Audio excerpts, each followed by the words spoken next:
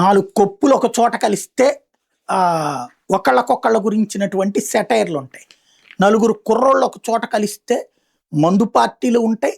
ఆ తరువాత విడిపోయాక ఒకళ్ళ మీద ఒకళ్ళ అసహనాలు ఉంటాయి. ఇప్పుడు కాక్రోచ్ జనతా పార్టీలో అదే జరుగుతుంది.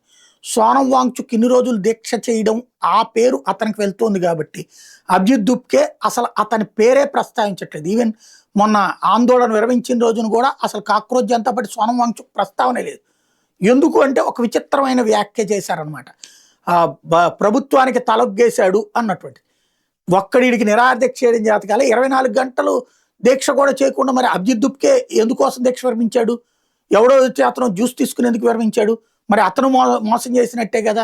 సోనం వాంగ్చుక్ చివరికి ప్రభుత్వం అతనికి కేసులు పెట్టము, ప్లస్ యువతరానికి సంబంధించి మేము చర్చిస్తున్నాము, ధర్మేంద్ర ప్రధాన్ రాజీనామా చేయబోతున్నాడు అని చెప్పాక ఆయన విరమించాడు. కానీ అతన్ని దొంగం చేశారు.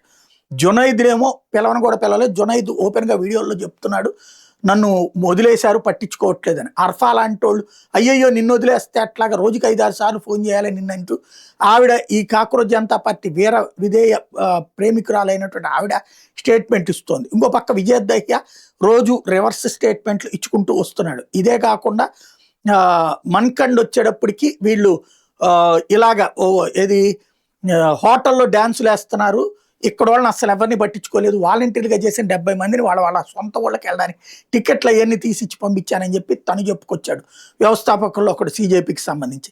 ఇదే కాకుండా ఇప్పుడు మరొక కాన్సెప్ట్ తెర మీదకి వచ్చింది. ఓ పక్కన వీళ్ళు డ్యాన్సులు వేస్తున్న సందర్భంలో నేహ అనేటటువంటి అమ్మాయి వెళ్ళి బీహార్ వెళ్ళి మరి అక్కడ ఉన్నటువంటి డీజీపీకి వినతి పత్రం ఇచ్చి వచ్చింది.